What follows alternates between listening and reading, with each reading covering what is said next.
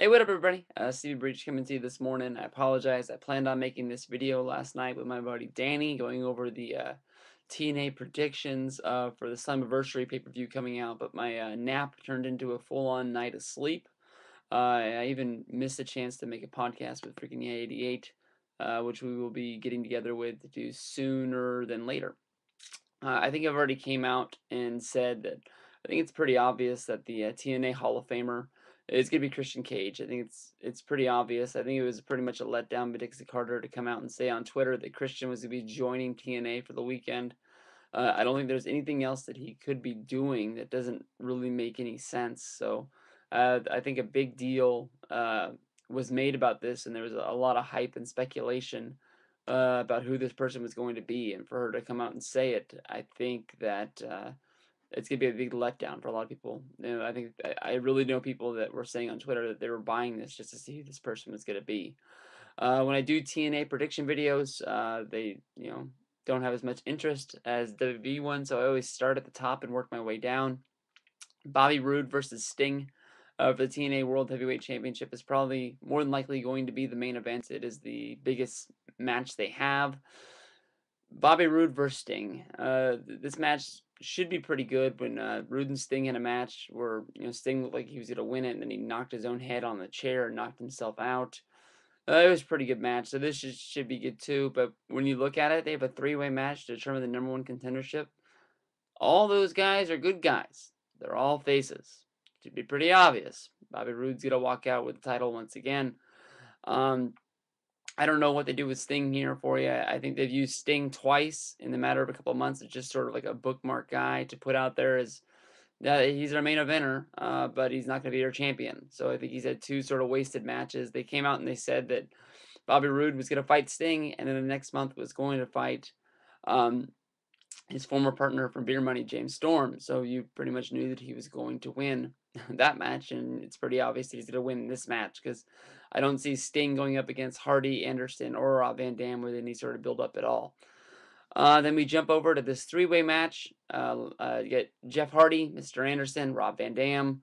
Last month pay-per-view, you had Anderson beat Jeff Hardy. You had at the next TV, you had Hardy beat Anderson. I don't know what the hell Rob Van Dam's been doing. I don't know why he's even in this match. But this should be sort of some sort of blow off. I'll pick Jeff Hardy just because he is the biggest star, but I do feel bad for Anderson and Rob Van Dam being two of the bigger stars that they have, and they just don't really have anything for these guys, and they haven't in a good while. So Jeff Hardy to fight Bobby Roode at the next pay-per-view was Destination X. From then we'll go to the tag team title match. Christopher Daniels and Kazarian go up against AJ and Kurt Angle. Daniels, Kazarian, and AJ are all involved in probably the biggest storyline TNA has right now with Dixie Carter. And I am picking that AJ and Styles do win the titles. I am picking them, but I'm not thinking this is going to be a long title run.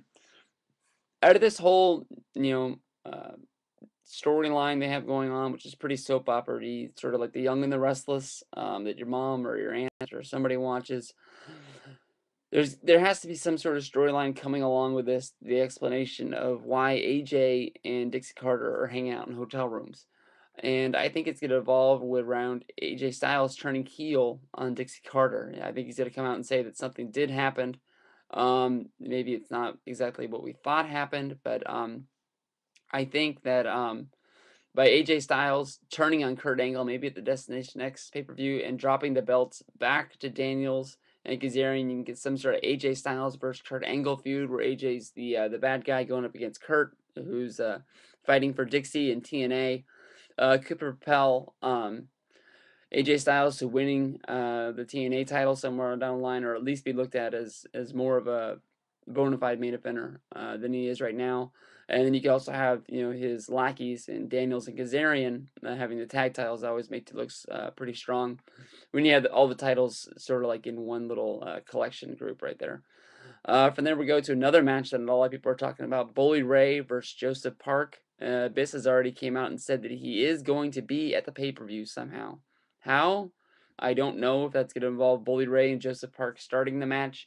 Joseph Park getting the shit kicked out of him, more than likely, and running away, sort of like how we had it at the WWF pay-per-view. We had Laurinaitis run away from John Cena. Maybe he'll run to the back, turn into the Abyss character, and come running back out to fight Bully Ray as Bully Ray versus Abyss. I don't know, but I'm not done seeing Joseph Park. I think he is pretty funny to look at, and his facial expressions, and I don't know, like when he was sitting in the crowd eating popcorn, drinking a Coke. I don't know why I thought that was the most hysterical thing I've seen in TNA in a long time, but it was. So hopefully the Joseph Park character is not going away, but it is going to be it's gonna be weird to see how the hell they are gonna pull off having Abyss there. Hopefully, he doesn't just appear on the screen or anything like that. And then the next match on my list is Devon and Garrett Bischoff versus Robbie E and Robbie T in a tag team match. But I honestly, from watching TV, I thought this was gonna be Devon versus Robbie E for the TV title. I'm confused. I know that Garrett Bischoff asked if he could come out there and be in his corner, but I didn't know that was going to make it a tag team match. I think this is wrong. I'm not looking at the TNA website. I'm looking at Wikipedia. But if it is a tag team match, I'll pick the heels, Robbie E and Robbie T, which would make sense to keep the feud going with Robbie E uh, and Devon.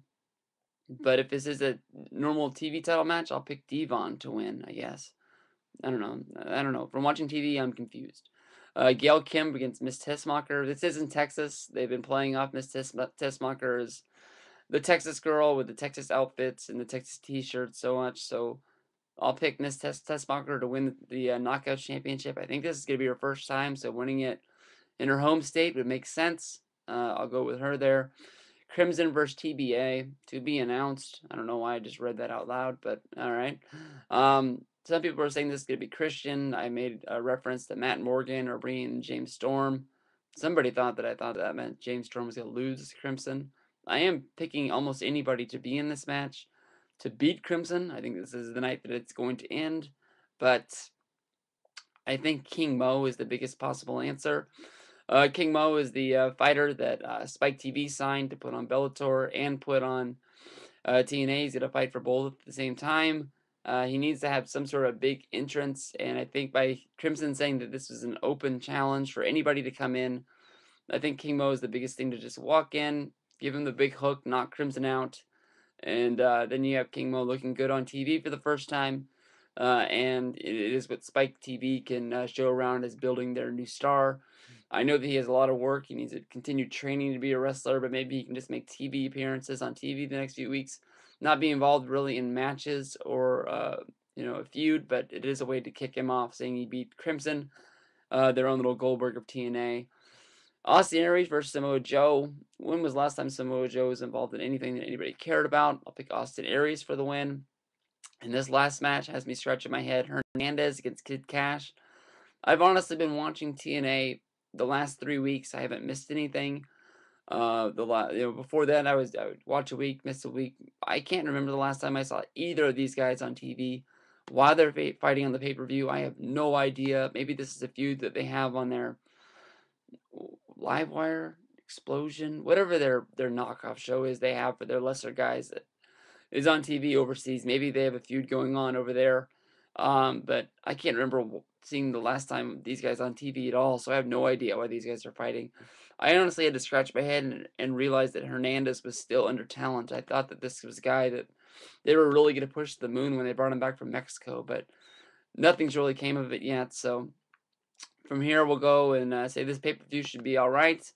Hopefully, we can get some more storyline between AJ Styles and Dixie Carter. We get a good match out of Sting, and King Mo has a good debut. Anything else is going to put this pay-per-view over the top, but it looks like it should be good. Not great, but hopefully you guys watch it and have fun. We'll talk about it when we get home tonight. See you later.